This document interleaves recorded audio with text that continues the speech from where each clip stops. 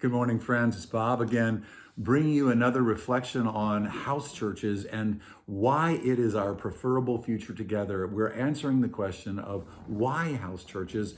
And the whole point of that is that our core business is making disciples, and this is the best way to make disciples. Why?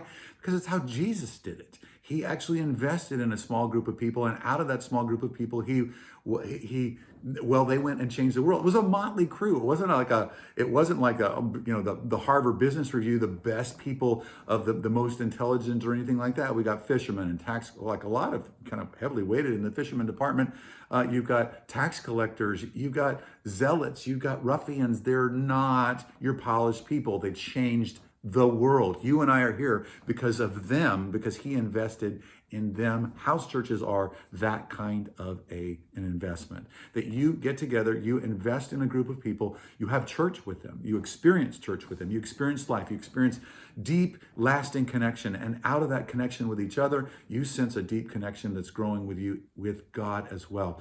Now, I want to take this little bit of time that we have this morning and also explore this idea that in a house church, you have a chance to not only become a learner, but to process truth in a very different way than being inspired on a Sunday morning or being fed on a Sunday morning, or even just sitting down and having a Bible study in your own home just by yourself. I want to say to you this morning that when you have a chance to process the truth of God, you begin to take ownership of that truth.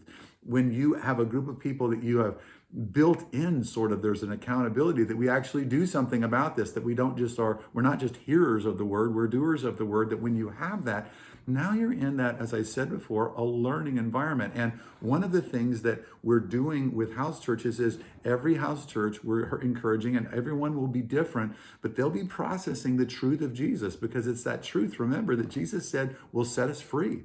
And so we're committed to the truth that sets us free. And we're committed to processing that in all kinds of different ways with different studies.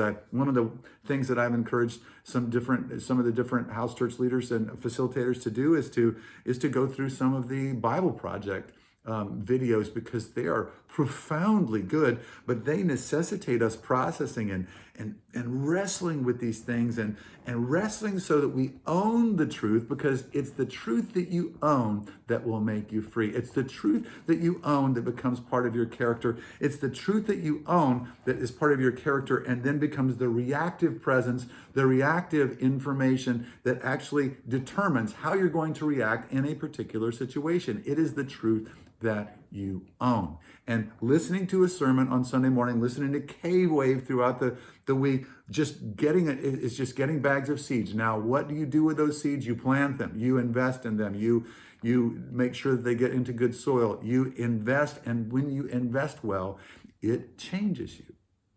The truth will make you free, but it can also, well, as Jamie Buckingham once said, it can also make you sick. You know, that if you take it in, you don't do anything about it, it'll make you sick. It'll make you uncomfortable. And when we actually let the truth make us uncomfortable and then let it actually start to do its work, it's one of the things that the parables do. Is the parables are these images that Jesus plants in there, and the images keep on talking after that the words of the images are finished being said. No, wait a minute. Now I have to, it's like a good drama. A good drama asks a question and doesn't answer it. It pushes the question into you, and now you have to answer the question. And that is part of learning. That's part of the way that the truth makes us free, is as we begin to gestate on this, it starts to change us. It's what happened when I heard someone say, I just want it to be back to normal. And I started thinking about, Lord, is this our normal? And I had to wrestle with that. And as I wrestled with that, I started to change inside. My convictions about what we needed to do, what we needed to invest in, it began to change, because I was wrestling, and I was wrestling day after day after day after day with this, because I believed that, and I knew that God wanted something. I knew that God was in this dialogue, this set of questions, and he was leading me to ask sequential questions. The Holy Spirit was just reeling me in. And as we do those different kinds of things, we start to pursue, as we pursue God and his truth, we start to change. And this is part of the bingo, the big score of doing church together in a house church context. We change because we own the truth. Thanks so much for joining me today. I love you. I'm praying for you, and I'm walking with you in this. God bless you.